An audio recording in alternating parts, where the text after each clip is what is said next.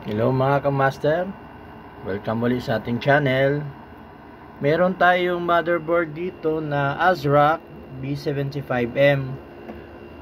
So, ano ba ang problem nito? So, pandarin natin.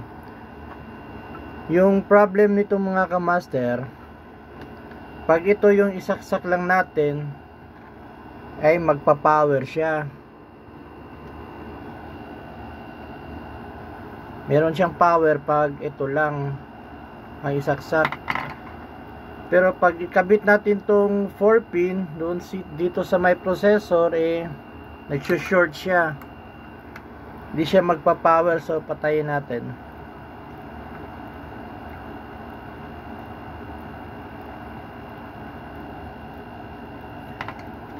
So obserbahan nyo, ikakabit ko na ito. So i-power on natin. Ayun, pipitik lang siya.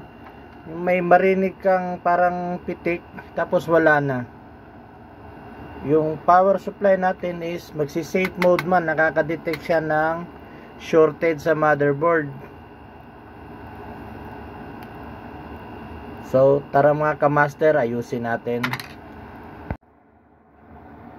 So niready ko na. So tanda, naka ano tayo, multimeter, naka meter and diode mode tayo. Hanapin natin yung short. Usually kasi dito yung may short. So nandito sa area yung may short. So hanapin natin yung short. Yung isang multimeter naka dikit sa ground. So pag dinikit natin sa ground, yan, maririnig kayo nagbibip. So dito tayo sa pasok sa negative. Yan, nagbibip siya sa taas. Yun, nagbibip din. Ibig sabihin shorted yung 12 volts rail natin dito sa taas. So ano ba yung possible cause nito? Andito lang yan sa mga MOSFET capacitor. Ito MOSFET pala, MOSFET BRM. So madali lang naman itong hanapin. So ayan, nakakabit na tayo sa negative. So titest natin isa-isa yung MOSFET. So dapat yung kabila is magbibip, dapat yung kabila ay hindi magbibip. So lapit natin to. So test natin dito sa mga MOSFET.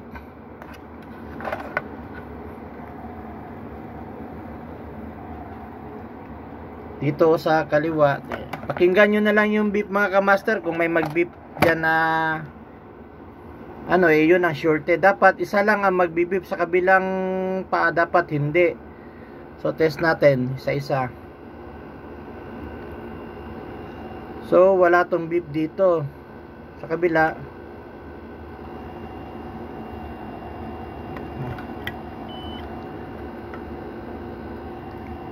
So walang beep dito.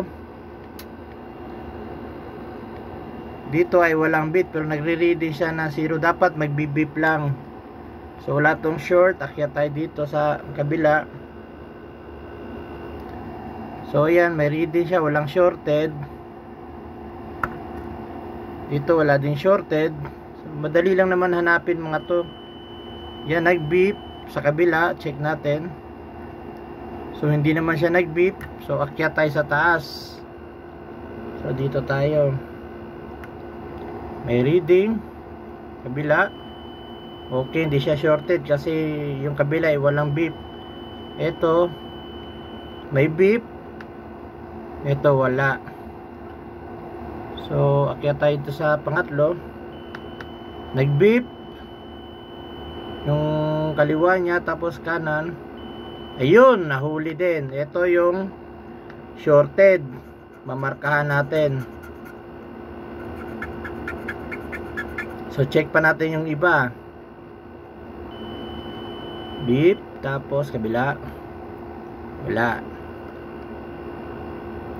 Dito wala. Pero yung kabila ay wala. So ganun lang kadali maghanap ng shorted. Check mo lang yung magkabilaan.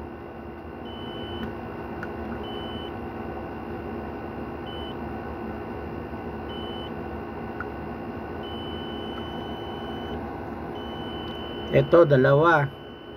May isa pa. Nag-beep. So mamarkahan din natin to. Dalawa na sila. Isa, dalawa. So kabila. Ito wala. So itong huli.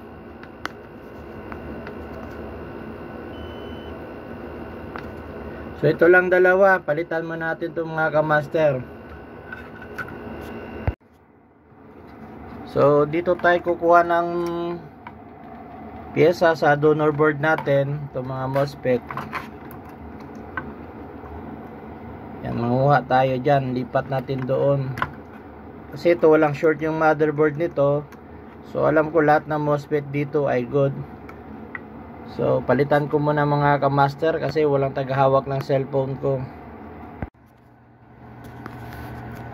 So ito na yung dalawang tinanggal natin.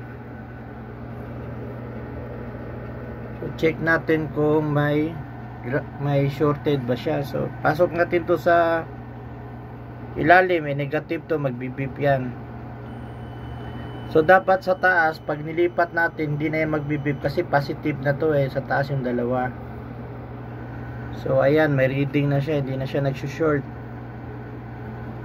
Yan. Lipat sa kabila. So wala na siyang short. So itong tinanggalan natin ditong dalawa palitan natin ng MOSFET galing sa donor board natin. So, eto na siya. Niready ko lang. So, ayan yung pinalitan natin dito. Ito din mga kamaster, sinolda ko na to. Nilagyan ko ng soldering din. Yung nandito. Kasi minsan, pag hindi lumalapat, so sinoldahan ko, dinagdagan ko ng lead para dumikit sila. So, linisan ko lang ito mamaya. Ito yung pinalitan natin kanina. Ito yan dito. Saka yung dito yung dalawa. So ayan na sila. Linisan ko lang.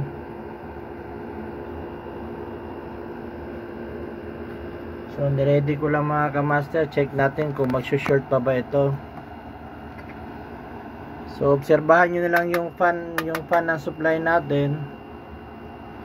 I-on natin.